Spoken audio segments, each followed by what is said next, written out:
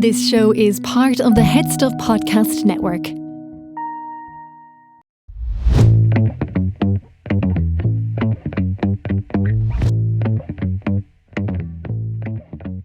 Hi HeadStuff listeners, I'm Hilary. And I'm Jack.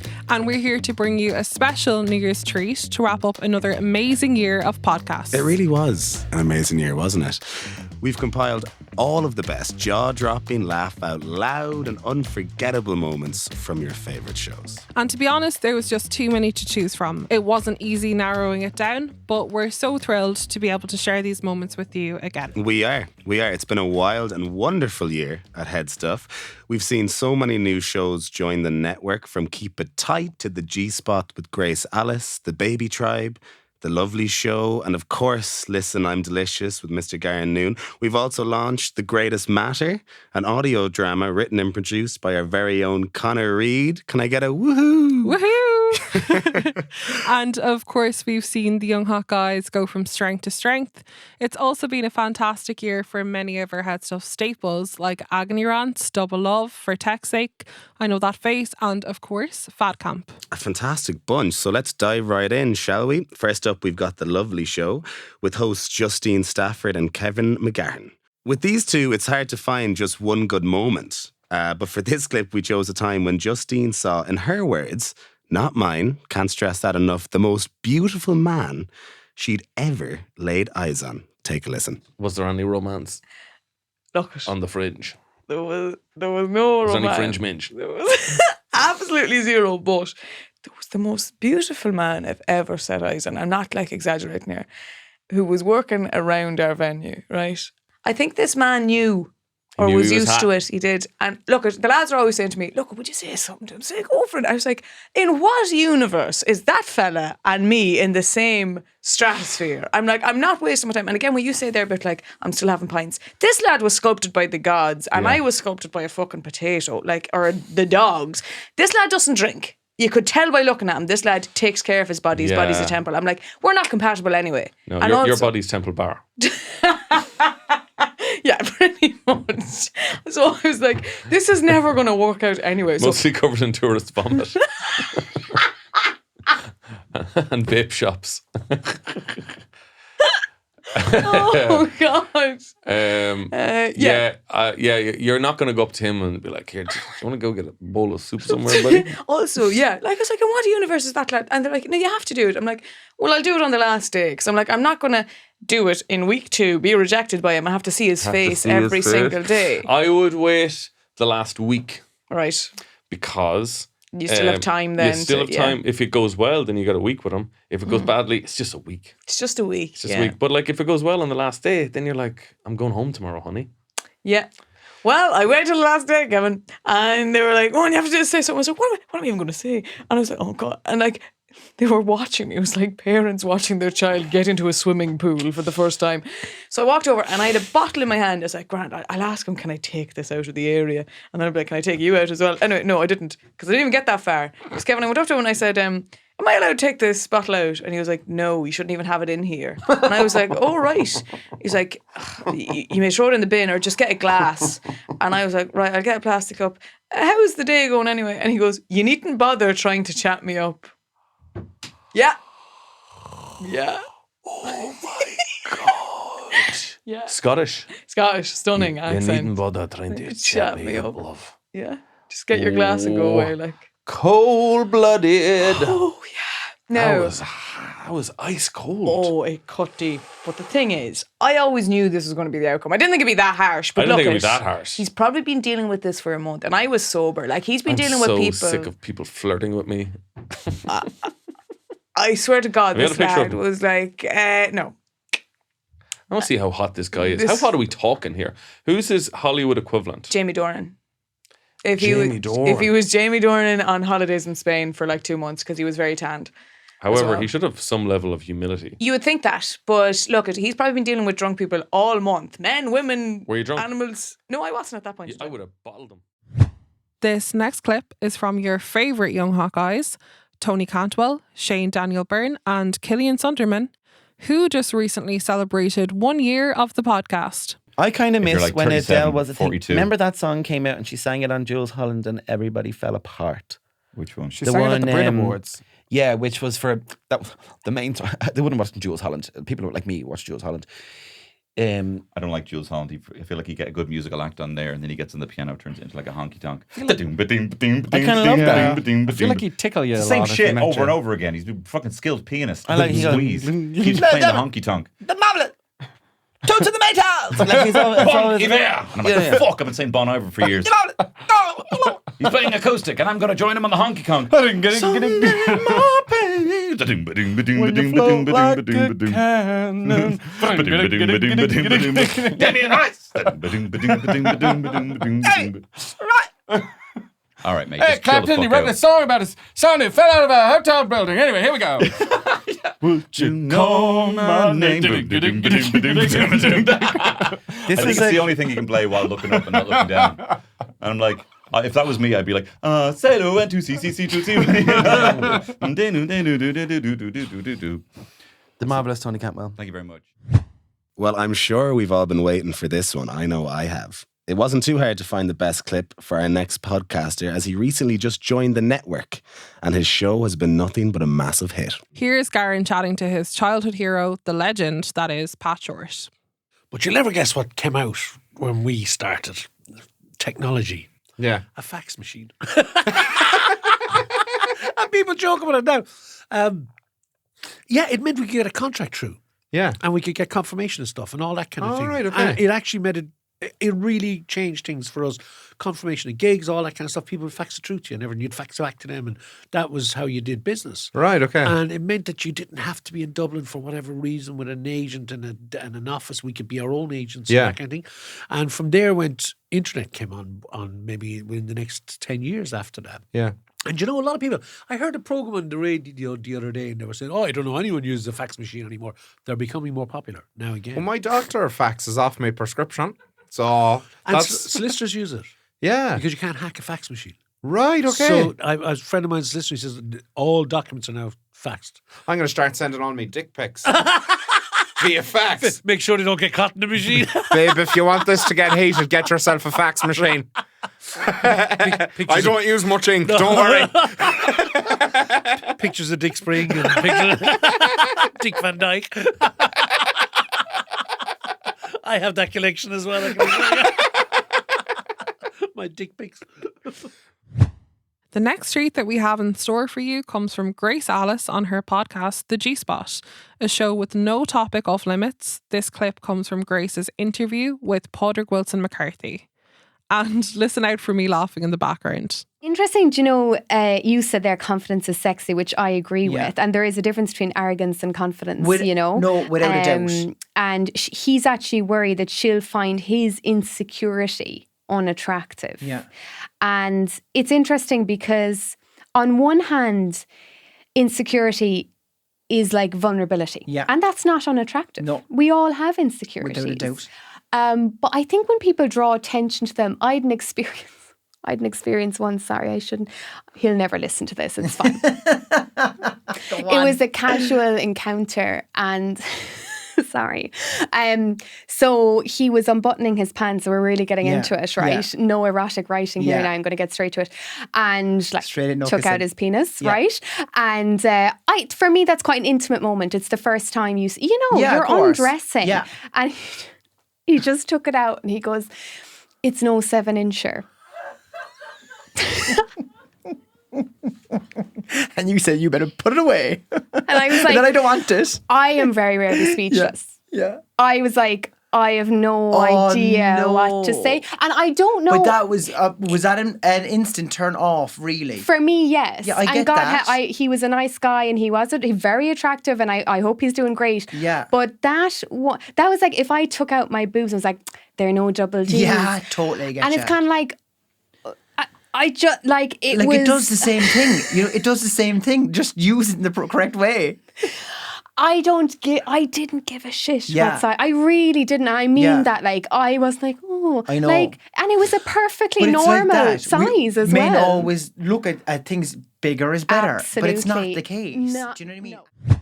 Next up, we've got the Baby Tribe with Afif and Anne. Afif is a neonatologist, while Anne, who is also his wife, is an anesthesiologist. That was a perfect pronunciation. I'm not going to lie, I have the phonetic spelling in front of me. They're very smart people.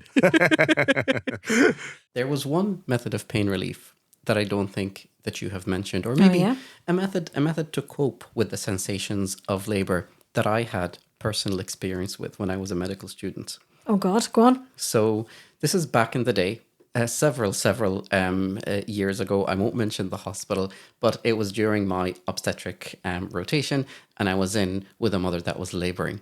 However, the cubicle next door, there was a mother that every time she had a contraction, she dealt with it by screaming. So she used to scream and scream and scream and scream to help manage the pain, which you've alluded to earlier. As everybody does it. There's a cultural, contextual, individual, experience. However, absolutely. The partner was also wailing at the same time as she was, like almost sometimes more intensely than she was. Okay. And the midwives were going, what's going on in the room?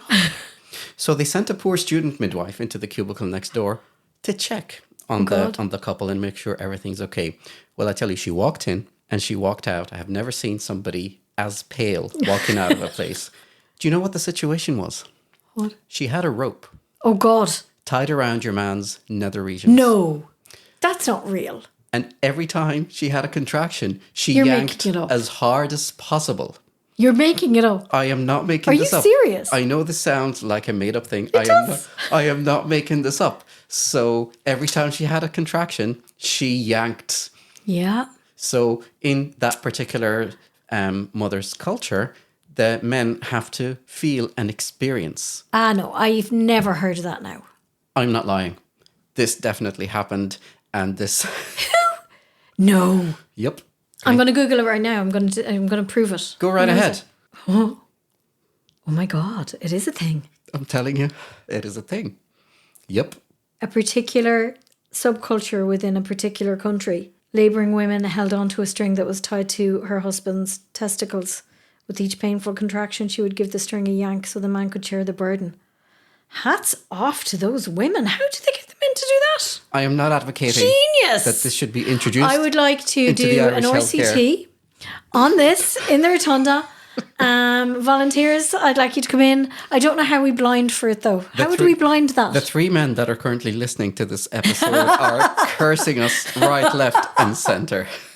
That's it. And now it's Fad Camp, a show about the ridiculousness of diet culture, hosted by comedian Grace Mulvey and TV and film writer Conor Dowling. This clip is from their episode on the bizarre world of celebrity morning routines. It's safe to say that I would literally never wake up at 5 a.m. to go to the gym.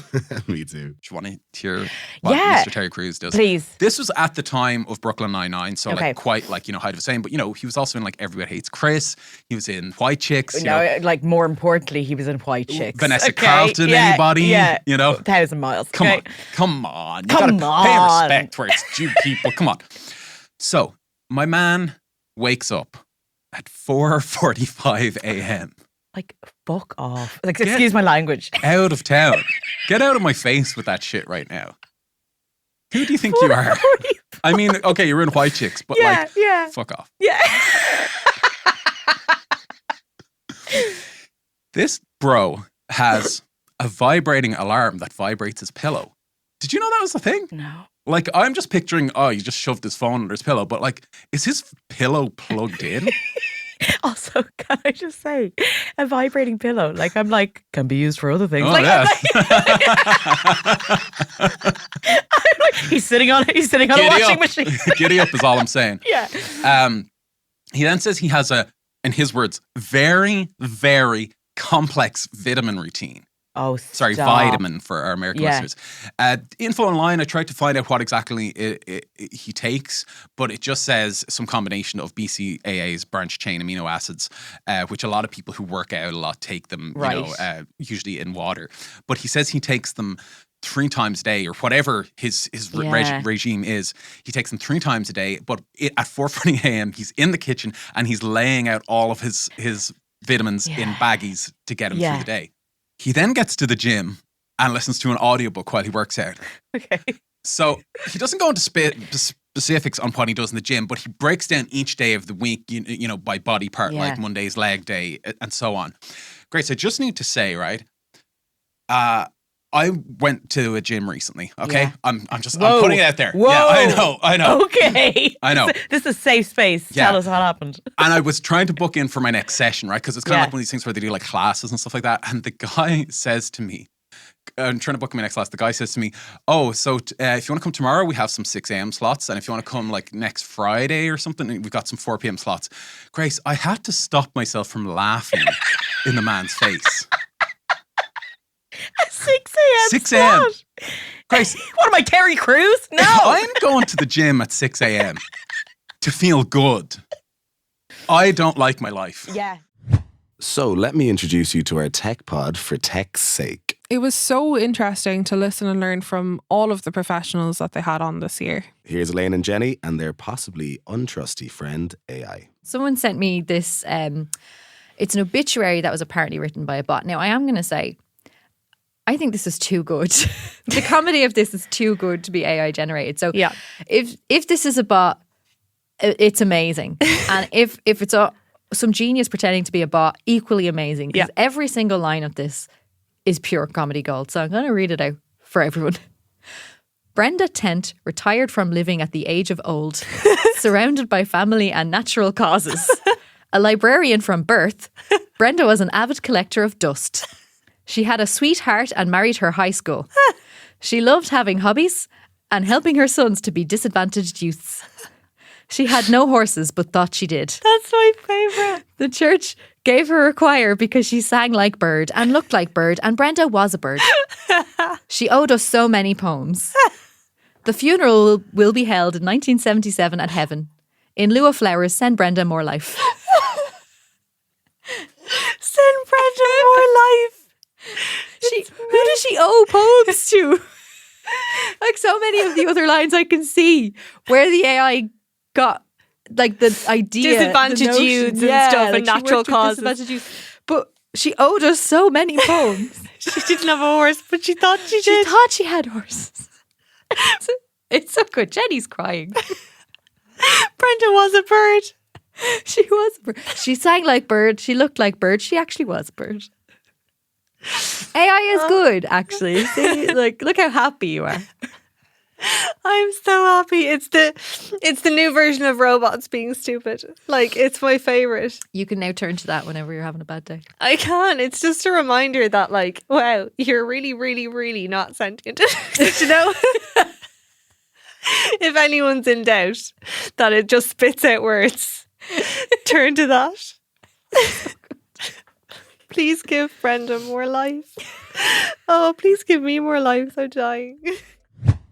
Next up, we're giving the floor to HeadStuff's very own Connor Reid. Take a listen to the trailer from his new podcast, The Greatest Matter. The Greatest Matter, a Victorian Gothic crime tale. A man gruesomely murdered in Dublin. Oh, Jesus! Mother of God. What the hell happened? Blood everywhere. Ah, no, Anya, look away. This isn't something for a woman to see.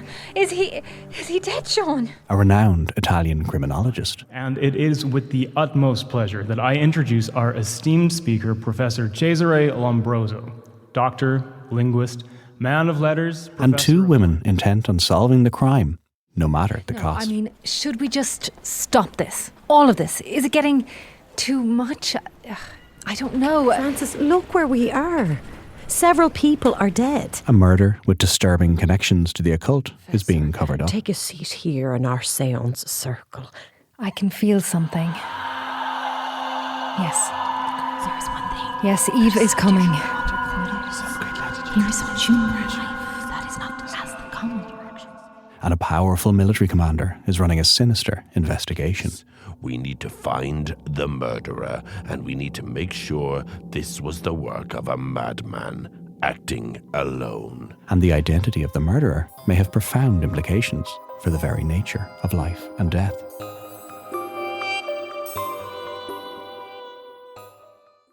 Next up is Double Love, a podcast all about the sensational 1980s book series Sweet Valley High, hosted by Anna and Karen. This is a part in which, well, evil twin meets evil twin. rift between the twins. And Norva says, she played Liz tonight, but she can't wait for the ultimate challenge, being Jessica. What? Yeah, she says Todd's cute, but I like blonde guys. And Margot's like, you can't be Jessica. I'm Jessica. It's like, why do you get to be Jessica? And Margot shrugs. And she's like, because I was Elizabeth last year. Now it's your turn. Like, and this is such like sisterly bickering. It's so funny. Oh my God, it's amazing. Because Nora's like, but that's why you should be Liz, because you've got more experience being her. Like, I thought you'd become Liz permanently. And Margot's like, no way. That's one of the reasons it didn't work out. I'm not a convincing Liz. I mean, you actually were, worryingly. Then she says, look, Nora, I'm too much of a partier to be that goody two-shoes. She doesn't know how to have fun. She doesn't stay out late. And she's been dating Honey Boy forever. It's amazing. It gets better because Nora's like, I thought you liked Todd. Margot shrugs. I do, but not for months and months. Did you know that in all this time, Todd has never even managed to get Elizabeth out of her clothes? It's positively sick. So good. Oh my God. It's incredible. But yeah, Nora is still pleading her case and she's like, well, I'm sure you could convince her too. I bet she could. Next, we are headed over to the queens of Irish comedy, Emma Doran and Deirdre O'Kane, on their podcast that just released this year, Keep It Tight. As we well know, Deirdre and Emma are feminist icons. Take a listen. Like, my dad didn't really know how to do dinners. He didn't know how to clean the gaff. Oh, no man knew how to cook it. Us up from no school. man of that generation cooked a dinner. No. Ever. But no one was asking Ever. them. No. My mom's bracket of people, I feel for them so badly because I they know, made I them do too. work, but they didn't give them any childcare. They gave them nothing. And then what did they do with them? They got them on programs like How to Look 10 Years Younger. Yeah. Fucking How to Look Good Naked. And that's why you look wrecked, Breda. And I'm exhausted. Of course I look wrecked. I'm fucking working. I'm cleaning the house. I'm raising the kids. I'm making the dinner, and I'm working. Of course I look wrecked. I'm not getting equal do you know pay. what we'll do for I've you? no Now we'll childcare. burn the face off you. That's what we'll do. We'll give you smash your we'll give teeth you a in. few veneers and we get your hair done, and you'll fucking tell the world you're grand. And we're going to whack a pencil skirt on you. And she's standing there going, when am I going to wear this pencil skirt? When you're going out to woo your fella. That's when you're going to wear it. When does a woman wear a pencil skirt? Very rarely. What are you wearing a pencil skirt? You can't move. You can't move. She has to clean the jacks before she leaves the house. Yeah. Like, that's when the tracksuits came in. Oh, somebody said to me the other day, she said, when I'm leaving the house, I'm constantly mopping my way out of the house. Was that what made you do your little reel about doing jobs? Because that was hilarious. Yeah, but that's what she said to me. She can't leave her house without mopping her way out of the fucking house. There's no mopping her way out. She's getting mopping one the floor. more job done before she goes. She's getting the floor. She's washing the floor so that can dry, and there'll be nobody in the house. There'll be no footprints. Yeah, but isn't it great that we've come a distance now, where we are reaching a point where we're all going, will you stop the light? Yeah, enough now, lads. Next, we have a clip for you from Agony Rants, hosted by comedian Grode Farley and Eurovision winner Niamh Kavanagh. As a huge Eurovision fan, that's very, very exciting for me. Not only do they give invaluable advice to listeners, but they're also absolutely hilarious. Dear Niamh and Garrod, we have a follow-up. Excellent. I wrote to you before Christmas because I was dating a guy and things were great.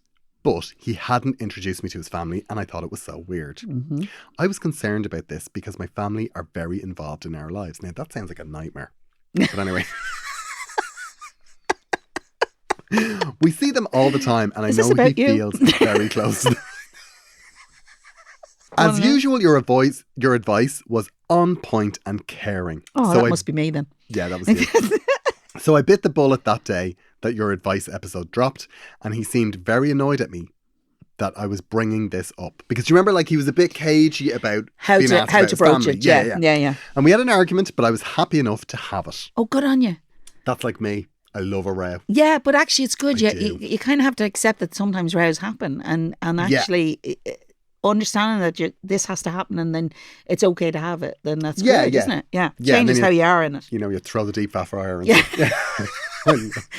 Did you take the oil out first? I love it. I love a row, Niamh. I know, but throwing the deep fat fryer, there's a lot of cleanup. Then I employed all of the tactics you mentioned. I told him he didn't need to be ashamed or fearful of me meeting them. as it is him that I love. Oh my God. Oh, Ray. Imagine we said that. This is beautiful. Did we say that? We must have. Well, that's what he heard. I wouldn't say that now. I think I have a harder edge than I did then. Sell him on, Ray. Sell him on. He was so grateful. We had a long chat about it, and he said he just isn't that close to them. They grate on him. He introduced me to them, and I was so surprised because he really is a different person around them. They really bring out the worst in him. This is what I think is the problem. Ray's opened Pandora's box here. Yes, he has. So now he's going to have to keep meeting them. I know. It was better when it was better. It was that's it. Sometimes people don't know how lucky they have it. I'm sorry. If your partner doesn't get on with his family and doesn't want to introduce you to the in-laws, take the win. Don't listen to him, Ray. Don't listen to him. But I have met them twice now, and my boyfriend has said that he feels very relieved that he can talk to me about them. Well, that gives him a venting area. That's not a bad thing. I bet they had absolutely amazing riding after this. Oh, we're so connected. We're so connected. I know. I love Oh, that. yeah. A little bit of makeup sex. We moved in together in January, and we really are like two pigs in a pod. Two pigs in a pod. I think you're mixing your metaphors. And lastly, but certainly not least, we have a clip from a HeadStuff staple, I Know That Face, our HeadStuff film podcast. Take a listen to host Stephen and Andrew. In the scene with Das Malchin where Aaron Eckhart's interrogating him and Batman stops him from shooting him, and he's like, "You would leave a man's life to chance." It's like, okay, maybe the Batman voice is crap. It's I can never get over that. Yeah. The way they kind of he's just recovering from laryngitis. Oh, I'm so sorry. How rude of What me. if in the He's third just speaking movie, in his regular Welsh accent? The third movie, he like coughs up some phlegm. He's like, finally. Oh, thank God. And his voice is really high. Where's the trigger? Hello. He's like, Mrs. Doubtfire. I would watch that. Overdub so quickly. But the thing that I thought was really sick, watching it, was the reimagining of like how Two-Face got his name. That he was originally like an IA investigator. You know, that whole thing where he's like, what did they used to call me when I was in Internal Affairs? And James Gordon's like, Harvey. And he's like, say it. And he's like, Two-Face. And you're like, that's really good. But then there's also like the bit where Harvey Dent's interrogating someone on the stand and they like pull a gun on him, but it malfunctions, and he's like, that's why you should always buy American. And you're like, that's insane. It's a huge take to make while your life has just suddenly been threatened. Yeah, and then there's the bit with the commissioner before James Gordon gets poisoned, and his whiskey was poisoned, and James Gordon realizes, he's like, no, don't drink it. And then after he's on the ground, it cuts back to the glass and there's like a comically large amount of smoke coming out of it, like he just drank lava. Stuff like that. But what do you think of Despouchin in this? I hadn't seen this movie in a couple of years, so I was like, I honestly thought he had a bigger role in at least in that one specific scene. But I think Aaron Eckhart is sort of overplaying it a bit, whereas Das Malchin is kind of like maybe the hidden reserve in that scene, you know? That's a good take. Yeah, because Aaron Eckhart's like, you tell me who did it, tell me who did it, and Das Malchin is just there kind of smiling. He just lets his face do the talking. And I think even though he only has one line, it's like, he's like, I don't know, you know, the whole shriek giggle thing. I think it's really good.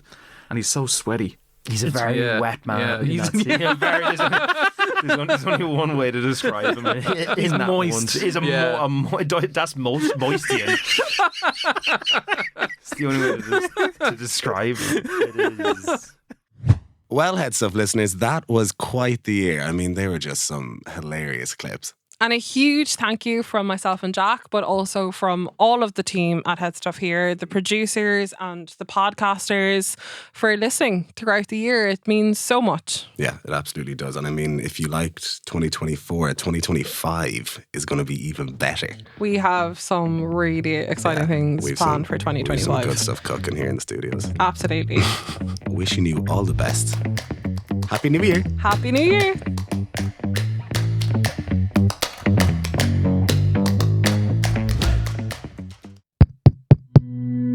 This show is part of the HeadStuff Podcast Network, a hub for the creative and the curious. Shows are produced in association with HeadStuff and the Podcast Studios Dublin. Find out more or become a member at headstuffpodcasts.com. Bye.